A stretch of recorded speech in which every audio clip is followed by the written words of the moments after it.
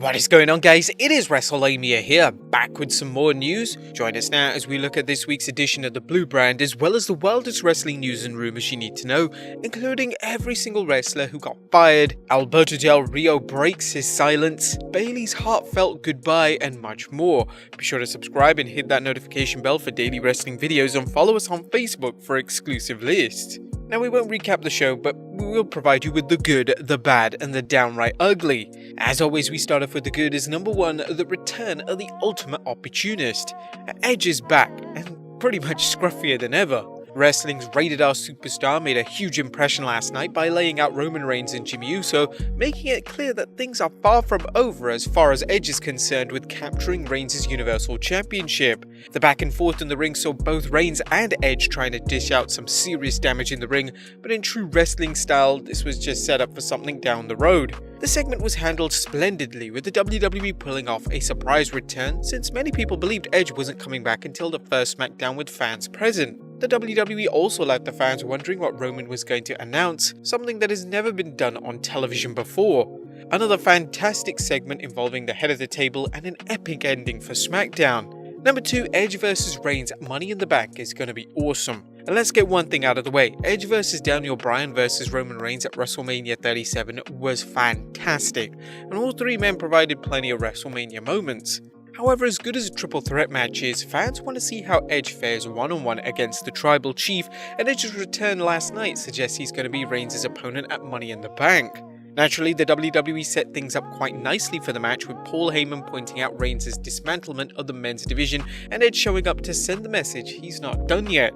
The match is sure to be an instant classic, and while the WWE's current policy of protecting Reigns suggests Edge will lose, fans are likely still eager to see how things turn out. Number 3, shaking things up with a mixed tag match.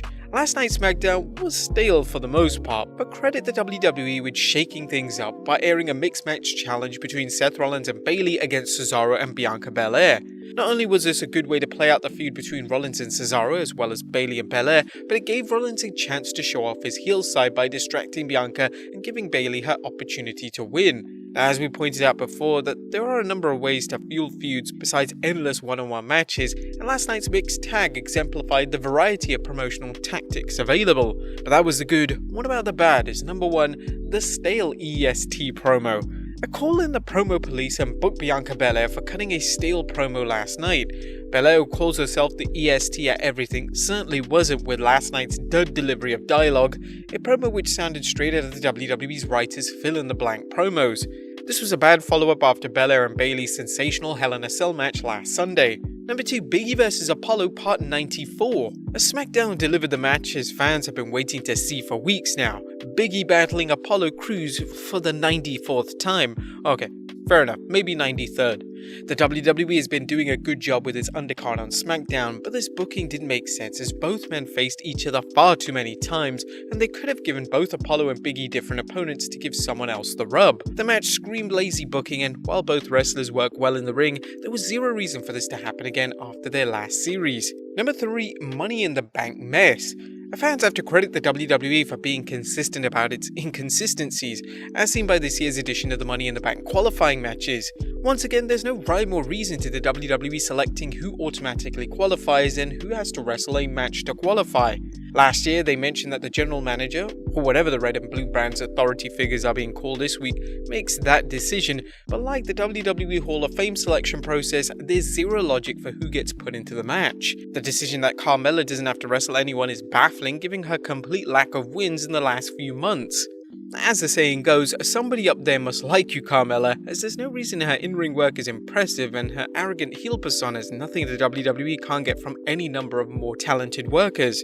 Well, Sami Zayn had to qualify, as did IC champion Apollo Crews, two baffling choices that make no sense even if the WWE feels its women's division is too thin for qualifiers. Number 4, is Bianca bereft of opponents? Bianca Belair is a fantastic wrestler with charisma, ring skills and promo skills to make her a legitimate star.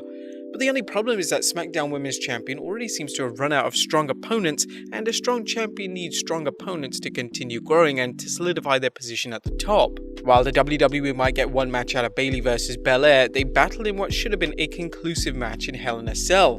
With Sasha Banks still off on hiatus, that leaves Liv Morgan and Carmella. The WWE's recent releases have exposed how weak the Blue Brand's women's division is, and unless they make some NXT call-ups or bring Sasha back, Bella is going to be wrestling Bayley for the next 2 months. Now keep in mind that while the WWE draft could shake things up, it's still 2 months away and Bella needs someone to show why she's the EST. Who do you think Bianca should defend her title against? Let us know in the comments down below. And a meandering mess. Last night's Smackdown was a meandering mess with matches that screamed lazy booking, whether it was the usual an Uso has to prove himself by wrestling someone, to throwaway matches like Carmella vs Liv Morgan, or another match that fans have seen way too many times, Biggie vs Apollo Crews. Last night's show screamed lazy booking, and it's almost as if Vinnie Mac pulled the old switcheroo, putting Raw's writers on SmackDown last night and SmackDown on Raw's earlier this week. Yeah, believe it or not, Raw was actually entertaining. Now there was nothing ugly about last night's show, but what a disappointment, especially for a show after the highly entertaining Hell in a Cell pay-per-view. There was little to enjoy about last night's show, and Edge's return was the only thing that saved the show from flopping. The Roman Reigns family saga was entertaining as always, but they can't expect Roman to carry the entire show. Everyone has a bad night, except for Raw, which always has bad nights, so we'll give SmackDown a pass, but it better get back on track next week, particularly with fans returning soon. What did you guys think of SmackDown this week? Let us know in the comments down below. Now let's move on to the news.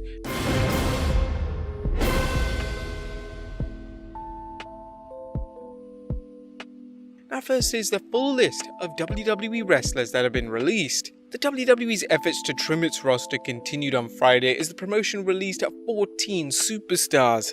And here's a list of everyone who has been future endeavored: Tino Sabatelli, Killian Dane, Kurt Stallion, August Gray, Marina Shafir, the Bollywood boys of Sunil and Samir Singh, Tyler Breeze, Fandango, Arturo Rua, Tony Nese, Araya Davari, and Everrise of Chase Parker and Matt Martell. Hopefully this is their last round of cuts that the WWE is going to make in 2021. Next up, Alberto Del Rio breaks his silence. A former WWE superstar, Alberto Del Rio, is finally speaking about the charges that are made against him. Del Rio recently spoke about things on the Body Slams The Push podcast, explaining why he kept quiet and didn't share his side of the story. It was a nightmare, a complete nightmare. People have no idea what it was. Of course, now we are in a different place. Now the truth is starting to come to light. Now that everything is different, that I'm able to talk, because people have been saying, why hasn't Alberto been saying anything? Well, people need to understand that we're talking about my freedom, and I've seen so many people go to jail over something that they didn't do. I've spent hundreds of thousands of dollars in my legal defense and getting the best lawyer in Texas, and having him saying, Alberto, it's in your best interest to not say anything. Unfortunately, the court of public opinion can be brutal, and while Del Rio claims his ex-girlfriend recanted her story, the stigma of him being accused of having his way with her continues. And now that we're in a better place, truth is starting to come to light. The evidence has been shown that there is nothing if it was a situation between myself and my ex-fiancé. She later admitted to lying about the allegations because I wanted to hurt him, I wanted revenge, and that's what happened. Now, Del Rio believes his fiancé became furious with him after discovering he had cheated on her 10 days prior to their wedding and in their bed. He added, "You can call me a disgusting man, but I never kidnapped nobody." What do you guys think of Del Rio's statement? Let us know in the comments down below. And finally, Bayley's tribute to a released wrestler.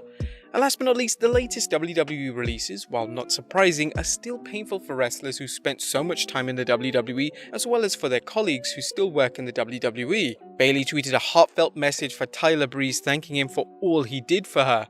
Breeze spent so much time teaching me things in the ring, watching my matches, little details, character work, and later teaching me in life that I would literally write what would Breeze do on my wrist for my matches. Tyler Breeze will definitely be missed. But there you have it guys, the good, the bad, and the downright ugly from this week's SmackDown, as well as the wildest wrestling news stories and rumors you need to know.